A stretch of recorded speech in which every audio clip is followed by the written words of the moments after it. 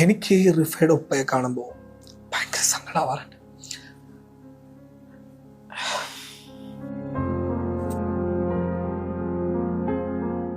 ആ മനുഷ്യൻ ഈ റിഫയുടെ ഖബറിൻ്റെ അടുത്താണ് എപ്പോഴും ഉണ്ടാവാറ്.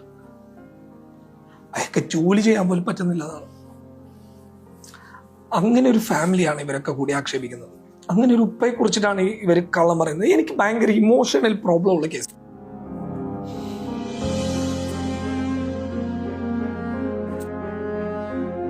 അസ്സലാമു അലൈക്കും, welcome back to Visal media. ഞാൻ ഫക്രുദ്ദീൻ പന്താവൂർ. ഞാൻ ഇന്നലെ ഖാദർ കരിപ്പൊടി ഒരു ഇൻ്റർവ്യൂ കണ്ടു. ആ ഇൻ്റർവ്യൂവിൽ ഖാദർ കരിപ്പൊടി പൊട്ടിക്കരയുന്നൊരു വീഡിയോ റിഫയെ കുറിച്ച് ഓർത്തിട്ടാണ്. റിഫനെ മലയാളികൾ അങ്ങനെ പെട്ടെന്ന് മറക്കാൻ പറ്റാത്ത ഒരു കഥാപാത്രമാണ് റിഫ മെഹനു. നല്ലൊരു ബ്ലോഗറായിരുന്നു. പക്ഷേ ദുബായിൽ വെച്ചിട്ട് ദുരൂഹ സാഹചര്യത്തിലാണ് റിഫയുടെ മരണം.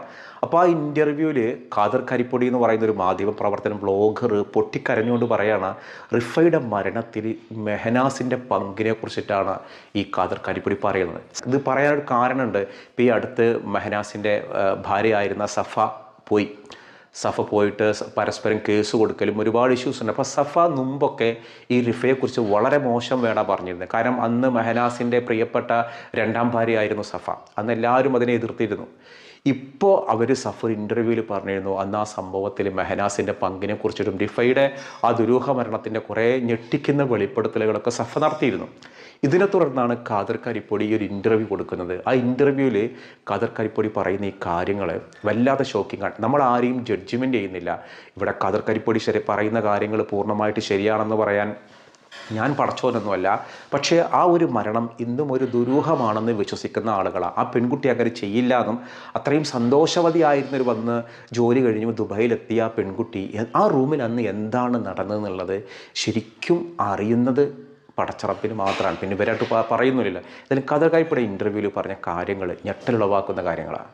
എനിക്ക് ഈ റിഫയുടെ ഉപ്പയെ കാണുമ്പോൾ ഭയങ്കര സങ്കടമാവാറുണ്ട്.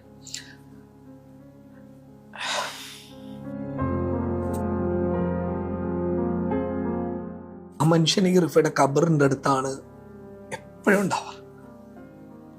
അയാൾക്ക് ജോലി ചെയ്യാൻ പോലും പറ്റുന്നില്ലതാണ്. അങ്ങനെ ഒരു ഫാമിലിയാണ് ഇവരൊക്കെ കൂടി ആക്ഷേപിക്കുന്നത്. അങ്ങനെ ഒരു ഉപ്പയെ കുറിച്ചിട്ടാണ് ഇവർ കള്ളം പറയുന്നത്. എനിക്ക് ഭയങ്കര ഇമോഷണൽ പ്രോബ്ലം ഉള്ള കേസ്.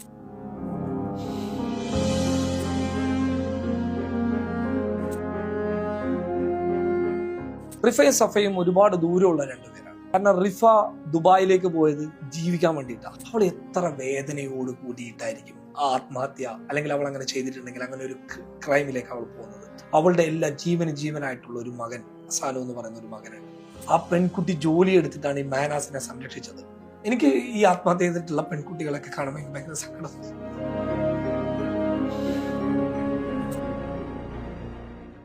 ഒരു സാഹചര്യം മനസ്സിലാവും. നിങ്ങളൊന്ന് ആലോചിക്കുക, ഒരു മകനെ വെച്ച് ഒരു പെൺകുട്ടി ആത്മഹത്യ ചെയ്യണമെന്നുണ്ടെങ്കിൽ ആ പെൺകുട്ടി കടന്നു പോയിട്ടുള്ള ട്രോമ എന്താണ്? ഒന്ന്, ആ പെൺകുട്ടിക്കറിയാം ജീവിതകാലം മെഹനാസിനെ സഹിച്ച് ജീവിക്കേണ്ടി വരും. കുറച്ച് നാളും കൂടി മുന്നോട്ട് പോയിരുന്നെങ്കിൽ റിഫയുടെ അതേ അവസ്ഥ സഫയ്ക്ക് വരുമായിരുന്നു. 100% സഫ തൂങ്ങി മരിക്കുമായിരുന്നു. സഫ ആത്മഹത്യ ചെയ്യുമായിരുന്നു. അത് സഫയുടെ മാത്രം ബുദ്ധിമോശത്തിൽ സംഭവിക്കാൻ പോയ ഒരു കാരണവുമാകും. സഫ ഒന്ന് പറഞ്ഞാൽ രണ്ടു പറഞ്ഞാൽ അടിക്കുന്നു തോന്നുന്നൊരു ആളാണ്. റിഫ അങ്ങനെ അല്ലായിരുന്നു. നിങ്ങൾ റിഫയെ കുറിച്ച് അന്വേഷിച്ചു. റിഫ പാവമാണ്. റിഫ നിങ്ങൾ ആ വോയിസിൽ റിഫ പറയുന്നത് കേട്ടിട്ടുണ്ട്. ഇതൊരവസ്ഥയാണെന്നറിയാം. പെൺകുട്ടി സഹിച്ച, പെൺകുട്ടി ഏറ്റ പീഡനം, യാതന, അത് ഒരു പറഞ്ഞറിയിക്കാൻ പറ്റുന്നതിലപ്പുറമാണ്. ഈ റിഫയുടെ ശബ്ദ സന്ദേശം എവിഡൻസ് അല്ലേ? ക്ലിയർ ആയിട്ട് പറയുന്നുണ്ട്, എന്റെ തല കട്ടിലിന്റെ സൈഡിലേക്ക്. നിങ്ങൾ ഏത് ഭാര്യ, ഏത് ഭർത്താവാണ് ഇത്തരം ക്രൂരത ചെയ്യല്? ഇവളുടെ തല പിടിച്ച് കട്ടിലിന്റെ ഈ സൈഡിലേക്ക് ഒരു പെൺകുട്ടിയുടെ തല പിടിച്ച് അടിച്ചു കഴിഞ്ഞാൽ ആ പെൺകുട്ടികൾ നിങ്ങളൊരു പെൺകുട്ടിയല്ലേ, നിങ്ങളൊരു സ്ത്രീയല്ലേ, സ്വാഭാവികമായിട്ട് നിങ്ങൾക്ക് ഉണ്ടാകുന്ന ഒരു ഇമോഷൻ എന്തായിരിക്കും? ഇയാൾ ഡ്രഗ് അഡിക്റ്റ് ആണ്. ഈ മെഹനാസ് കഞ്ചാവ് വലിക്കുന്ന ആളാണെന്നും ഇയാൾ മദ്യപിക്കുന്ന ഒരാളാണെന്നും ഇയാൾ ലഹരി ഉപയോഗിക്കുന്ന ഒരാളാണെന്നും വ്യക്തമായിട്ട് ഇയാൾ എന്നോട് പറഞ്ഞിട്ടുണ്ട്. എന്റെ ചാറ്റിൽ അതുണ്ട്.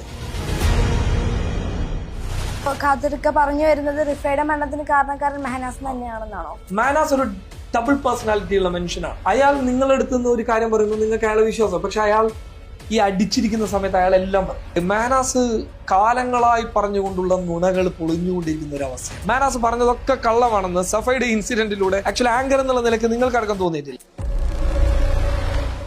റിഫയുടെ ആത്മഹത്യയുമായി ബന്ധപ്പെട്ട് കക്കൂർ പോലീസ് സ്റ്റേഷൻ രജിസ്റ്റർ ചെയ്തിട്ടുള്ള അയാൾ ആത്മഹത്യാ പ്രേരണ കേസിലെ പ്രതിയാണ് മെഹനാസ്. ആ കേസിൽ ഇതുവരെ കുറ്റപത്രം സമർപ്പിച്ചിട്ടില്ല എന്നേ ഉള്ളൂ. അതിന്റെ കാരണം എന്താണെന്ന് വെച്ച് കഴിഞ്ഞാൽ ദുബൈയിലാണ് ക്രൈം നടന്നത്. ദുബൈയിൽ മഹസർ എടുക്കാൻ പോകണം, ദുബൈയിൽ ഇൻവെസ്റ്റിഗേറ്റ് ചെയ്യണം. പോലീസ് മെല്ലെ പോവുകയാണ്.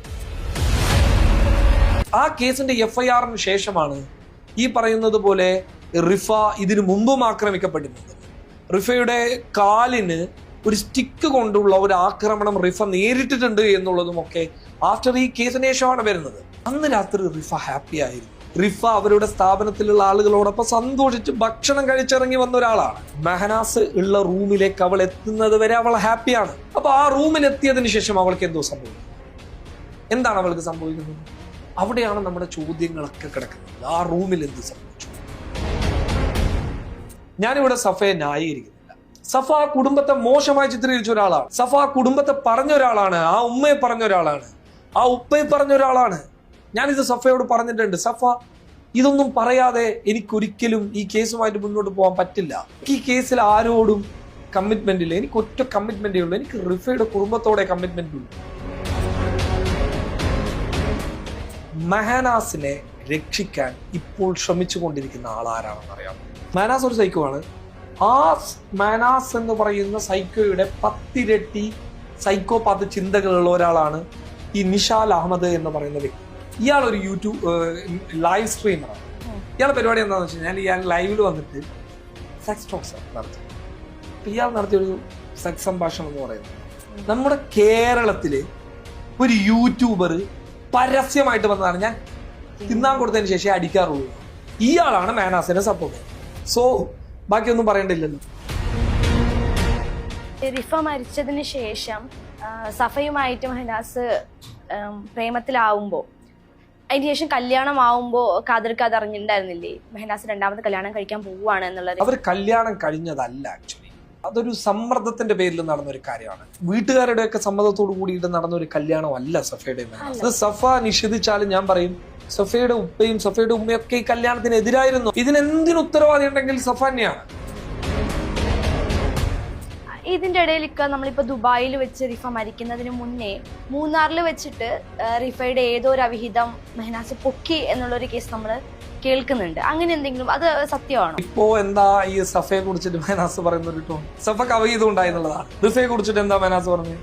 റിഫക്ക് അവിഹിതം ഉണ്ടായെന്നുള്ളതാണ്. സഫ മെഹനാസിൽ നിന്ന് പുറത്തു വന്നതിന് ശേഷം സഫ പറഞ്ഞ കാര്യം എന്താ? ഒരു ആണിനെ തല്ലുന്നത് പോലെ എന്നെ തല്ലുന്നു എന്നുള്ളതാണ്. എന്താണ് റിഫ അവസാനമായിട്ട് പറഞ്ഞ ശബ്ദ സന്ദേശങ്ങളിലുള്ളത്? ഒരാണിനെ തല്ലുന്നത് പോലെ തല്ലുന്നു എന്നുള്ളതാണ്. ഈ പറയുന്നത് പോലെ വെൽ പ്ലാൻ ചെയ്തുണ്ടാക്കിയ ഒരു സംഭവമായി കൂടാ എന്നില്ലല്ലോ. ഇതാ ഇന്ന കാരണം, ഇന്ന വിഷയത്തിന്റെ പേരിൽ ഞാൻ അവരെ ഒഴിവാക്കി എന്ന് പറയാൻ വേണ്ടിയിട്ട് ഇയാൾ തന്നെ ചെയ്തുണ്ടാക്കിയ കെട്ടുകഥകളാണെങ്കിലും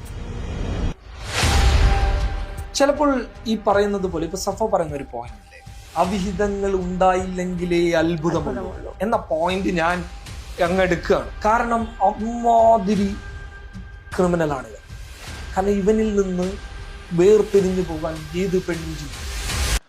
അപ്പോൾ റിഫയെക്കുറിച്ച് വളരെ മോശമായിട്ട് പല ഇൻ്റർവ്യൂകളും മെഹനാസൊക്കെ പലതും പറഞ്ഞിരുന്നു. അവൾക്ക് അവിഹിത ബന്ധമുണ്ട്, ആ രീതിയിലൊക്കെ. ഖാദർ കരിപ്പൊടി പറയുന്നതൊക്കെ ഇവൻ ഫാബ്രിക്കേറ്റഡ് ആയിട്ട് ഉണ്ടാക്കിയതാണെന്നുള്ളതാണ്. നമുക്കിതിൻ്റെ സത്യാവസ്ഥ അറിയില്ല. ഇവൻ ലഹരിക്ക് അഡിക്റ്റ് ആണോ, എന്തായാലും എന്തൊക്കെയോ റോങ് സംഭവം ഉണ്ട്. റിഫയെ സംബന്ധിച്ചിടത്തോളം വളരെ പാവമായിരുന്നു. അവരുടെ കുടുംബം വളരെ പാവപ്പെട്ട കുടുംബമാണ് എന്ന് പോലും മരണപ്പെട്ടിട്ടാണ് പലരും അറിയുന്നത്. ഞാൻ ഈ റിഫയുടെ ക്യാരക്ടറിനെ, ഒരു വ്ളോഗർ എന്ന് പറയുന്ന ഒരാളെ ഞാൻ അറിയുന്നത് തന്നെ ആഫ്റ്റർ മരണത്തിന് ശേഷമാണ്. അതിന് മുൻപ് നമ്മൾ ഇവരുടെ വീഡിയോസും മറ്റൊന്നും കണ്ടിട്ടില്ല. ഒരു പക്ഷേ നല്ലൊരു പങ്ക് ആളുകളും അങ്ങനെ മരണശേഷമായിരിക്കാം അവരെ പരിചയപ്പെട്ടിട്ടുണ്ടാവുക.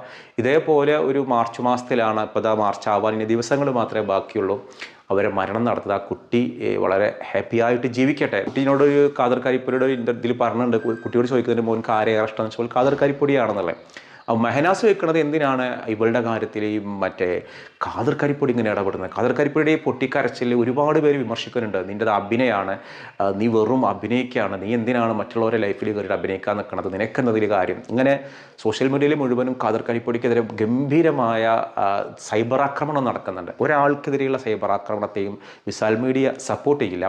ഇതിൻ്റെ ഉള്ളിൽ നടന്നത് എന്താണെന്നുള്ളതാണ്. അതിൽ ഈ വിഷയത്തിലൊക്കെ നന്നായിട്ട് ഇൻവോൾവ്ഡ് ചെയ്തൊരാളാണ് ഖാദർ കരിപ്പൊടി. അതുകൊണ്ട് തന്നെ നമുക്ക് അദ്ദേഹത്തിൻ്റെ അഖ്ലാഖിന് വളരെ വലിയ പ്രാമുഖ്യം കൊടുക്കുന്നുണ്ട്.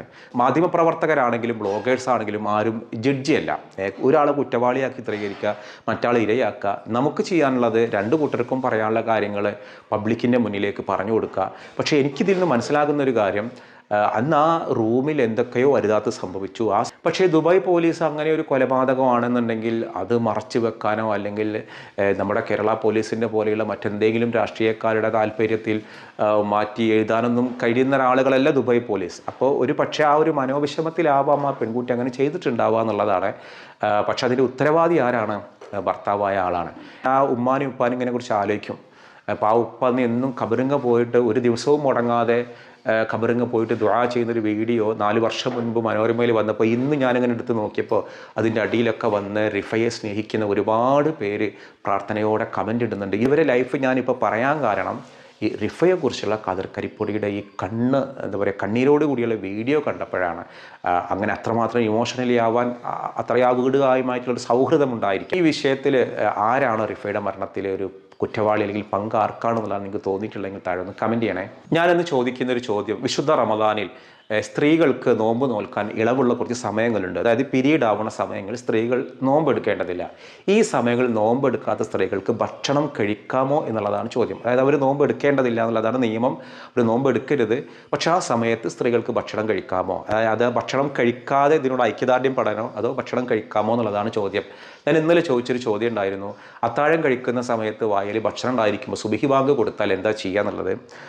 ആ വായിലുള്ള ഭക്ഷണം ഇറക്കാമോ എന്നുള്ളതാണ്. വലിയൊരു വിഭാഗം പണ്ഡിതന്മാരെല്ലാവരും പറയുന്നൊരു കാര്യം ആ ഭക്ഷണം ഇറക്കരുത് എന്നുള്ളതാണ്, ആ ഭക്ഷണം തുപ്പിക്കളയണം എന്നുള്ളതാണ്. ചില ആളുകൾ പറഞ്ഞു വായിലുള്ള ഭക്ഷണം ഇറക്കാം. അങ്ങനെ ഇറക്കാമെന്ന് പറഞ്ഞ അഭിപ്രായം ഉണ്ടോയെന്നും എനിക്കറിഞ്ഞൂടാ. ഞാൻ കേട്ടിട്ടുള്ളതും ഞാൻ പഠിച്ചിട്ടുള്ളതും ആ വായിലുള്ള ഭക്ഷണം എന്ത് ചെയ്യരുത്, ഇറക്കരുത്, അത് തുപ്പിക്കളയണം എന്നുള്ളതാണ്. അപ്പോൾ ഈ ചോദ്യത്തിന് ഉത്തരവാണ് നിങ്ങൾ കമൻറ്റ് ചെയ്യേണ്ടത്. സ്ത്രീകൾക്ക് പീരീഡ് ആവുന്ന സമയത്തിൽ നോമ്പ് എടുക്കേണ്ടതില്ല, നോമ്പ് എടുക്കരുത് എന്നാണ്, എടുക്കരുത്.